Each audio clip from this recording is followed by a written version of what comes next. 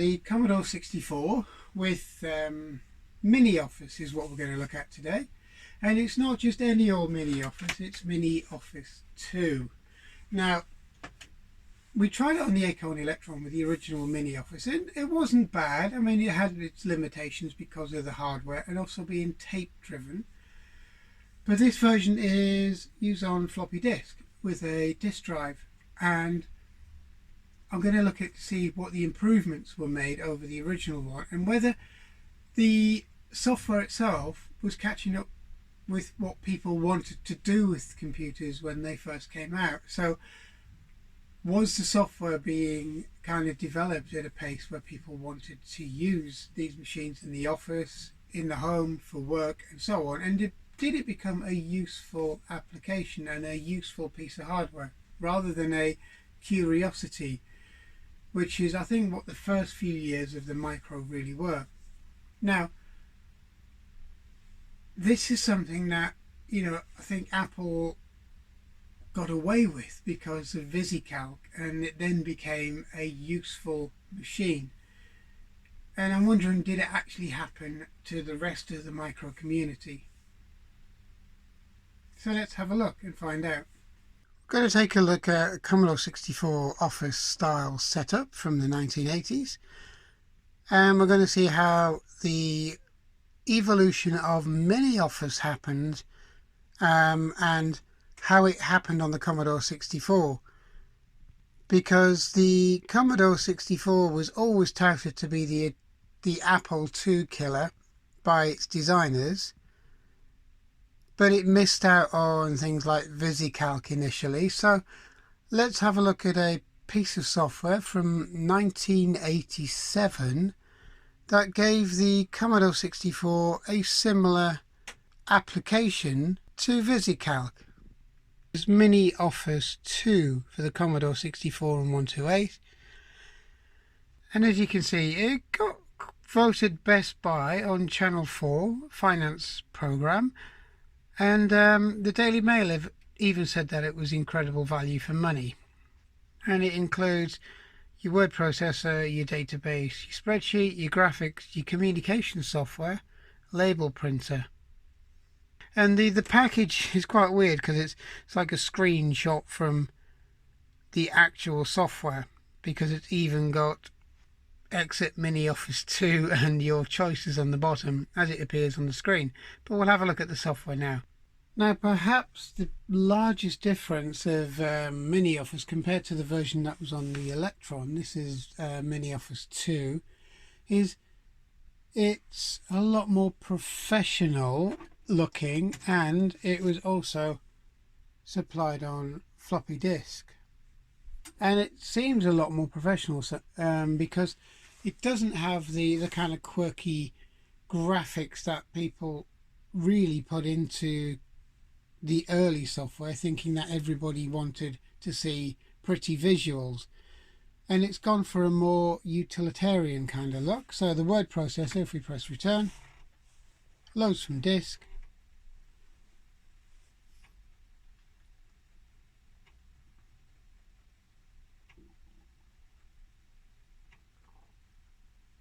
Which is not too bad.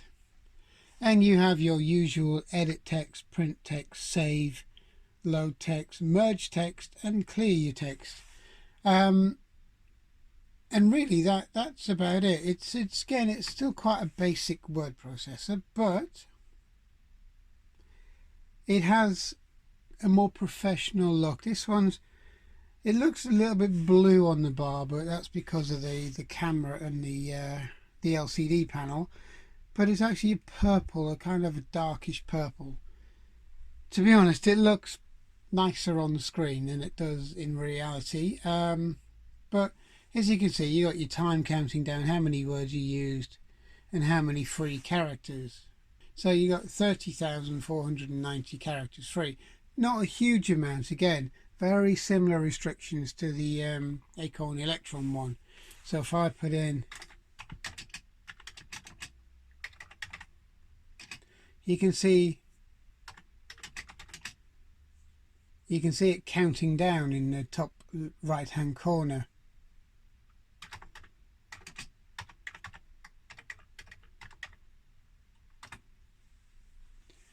So again, you're not going to have a huge amount of space to do your work, and you're not going to be able to do the next huge or massive novel on this because it's just not going to be able to cope.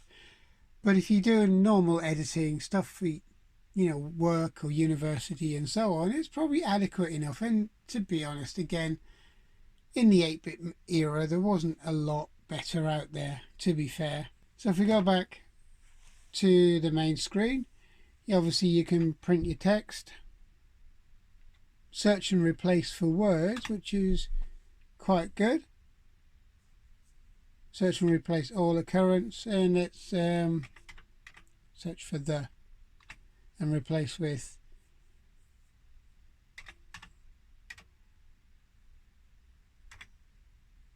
let's try this. So it does work, but it's not brilliant, and it doesn't always pick the right word when you're doing a search and replace, but it's not bad. I mean, it does do the job when needed. Save text, load text, merge text, clear, and catalog, which is what's on your disk. It will do your basic text editing, storage media disk, printer device. You can select your printer or go back to the word processor menu. And because both keyboards on both machines were quite good, they kind of made a half decent text editor or word processor, which was quite nice. I wouldn't have particularly liked to have done this on Auric 1 rather, or a Mattel Aquarius or a ZX81 or a Sinclair Spectrum, but the keyboards on the Commodore machines and the Acorn machines were definitely good enough, and the feel is quite nice because they did decent keyboards on both these earlier machines. Okay, going back to the main menu for Mini Office 2. Again, it's not brilliantly fast with the old 1541 disk drive, but this is what they used at the time.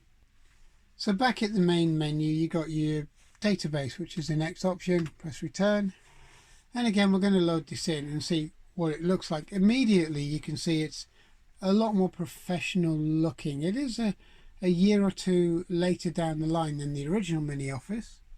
So the easiest way is to go back and set your structure up. Okay, so edit structure. What you see is there's quite a number of fields you can put down in, and so number 1, name, alpha, we'll do it at 20 characters. Number 2 can be postcode, so it's very similar.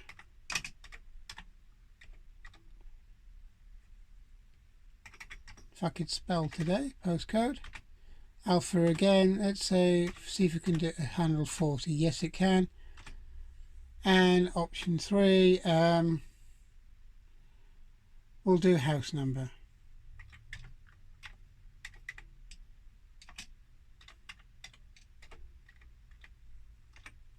Alpha again, we'll do that as 0, say 4 characters.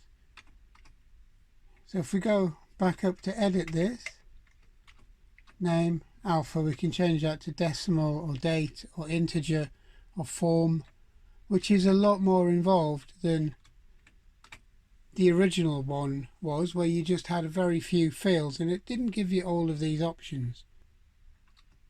Edit data, no data in the field because we haven't had any, but you've got your name, your postcode and your house number down on the side. So you can search and mark data, you can sort your data, you can edit your structure, or you can clear your data, and then you've got your hardware options. So edit data, press new and give it a name, postcode,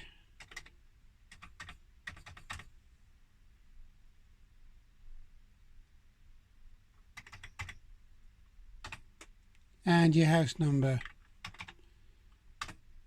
And there's your first record, so go to new, postcode, and house number, and so on and so on. So if you press run stop, you go back to your normal one. And let's see if you can do a search. And we'll search for...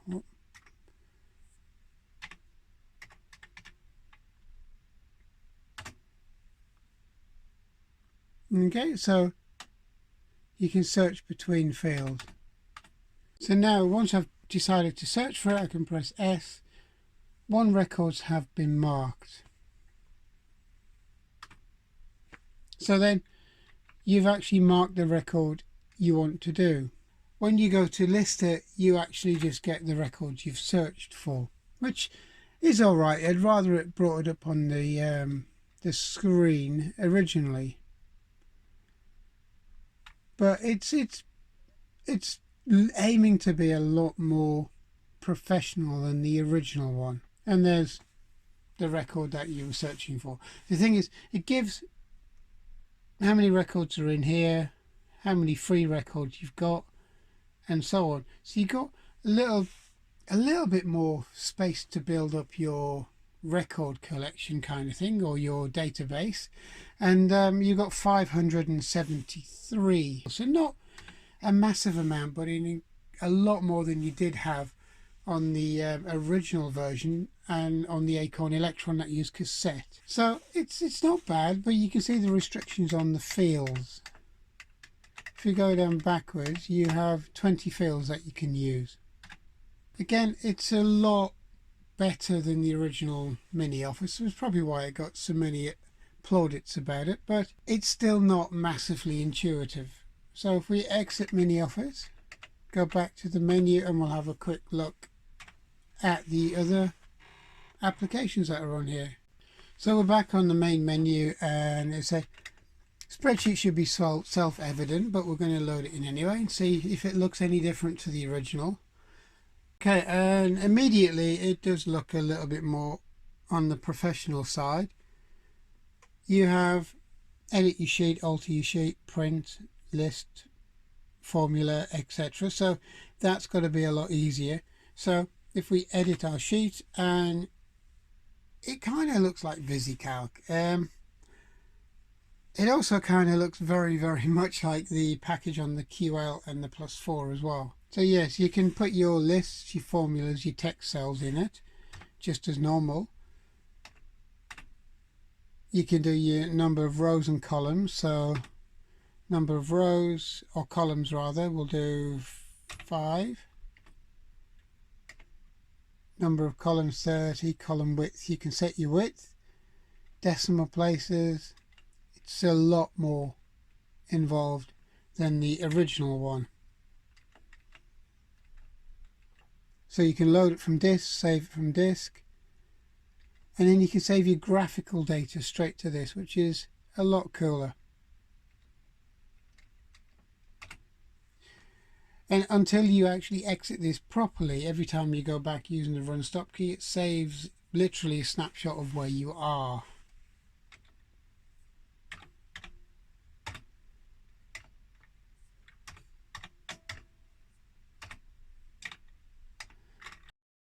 This one, I could see you actually being able to use it. And I can see this one being useful to a lot more people, because it's a lot more like a standard spreadsheet, and you can move around your columns quite easily, and it's much more natural. You can just use the cursor keys to cursor around as you would do a mouse, where on the Acorn one, on the original one, it was a bit clunky. So yeah, hands up, this is much better. And so the hardware options is good. Storage media disk, you could actually change it, which is ideal. And your printer type as well. So it's got your options for your printers as well, which is brilliant. So far this is a much more rounded package.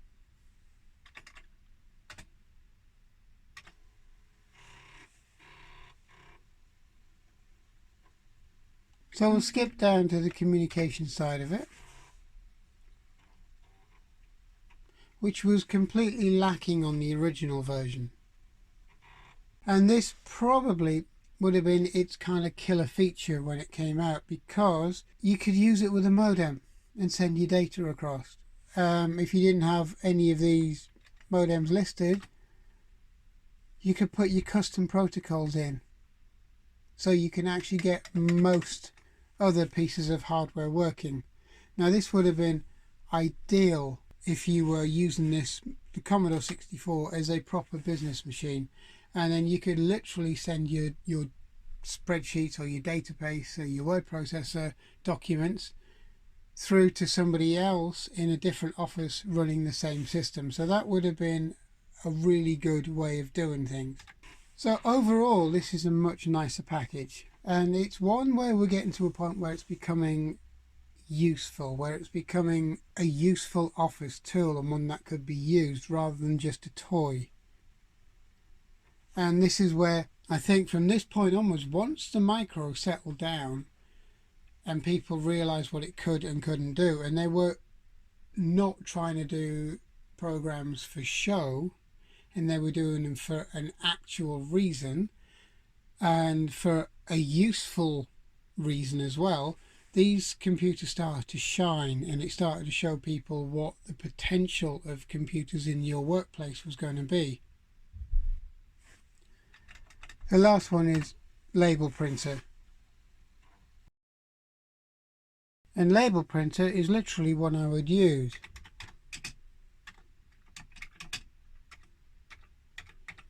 Because it's designed so you can get your continuous labels on a dot matrix printer with 4 across the page.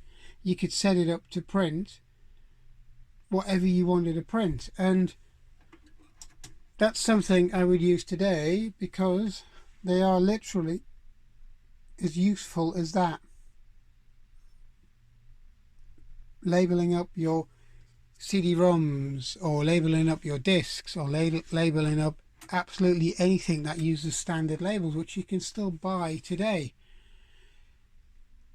This is one feature that I will probably use this for, because I've got a lot of old discs in that need labeling up, and it's a lot harder to do a mass print on a modern inkjet printer than it is on a continuously fed, tractor fed dot matrix printer, because that's what they were designed for, really, at the end of the day. So this could be useful, very useful.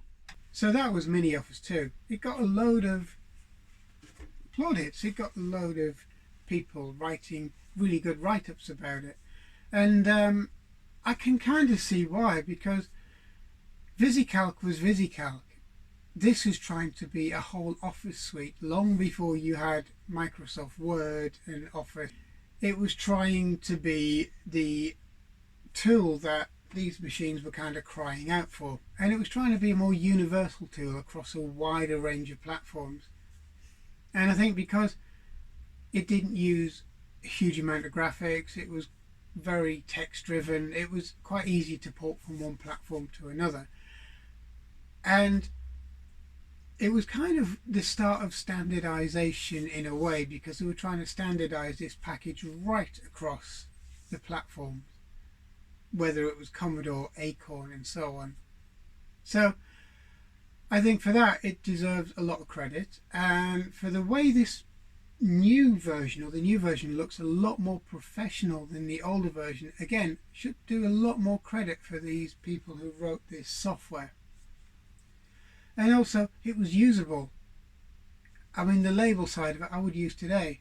The word processor side, probably not so much, because it doesn't do as much as we would kind of like it to do today. But if you were back in the 1980s, the mid-80s, when this was out, you'd have been grateful for a word processor that was fairly easy to use and that already had built-in hardware options for your printers and so on. So you just had to play with it, type your documents and print it out, which is what most people wanted. But the package itself is a lot better. It's I think it's not just better, I think there's a vast improvement on the earlier version, and it's a usable package with a built-in communications which made it ideal for sending documents from office to office over the telephone line, which was brilliant. It was a good move, and I think it was probably the start. This package alone would have been the start of these computers becoming more acceptable in business and more useful in business and more useful in the home. So for that, you can't really knock a product like this, which again, they weren't charging hundreds of pounds for. If you remember, the cassette version was less than £6, and it gave people the opportunity to use something that was getting on towards a professional piece of software. So I hope you liked a quick overview of this off Mini Office 2, and we'll do more very quick snippets of software on this channel, because software is important in the micro scene. The hardware is fine, but looking at how software developed is just as critical. So I hope you liked what you see, and you subscribe, and we'll do some more on this channel in the near future. Okay, thanks for watching. Thank you.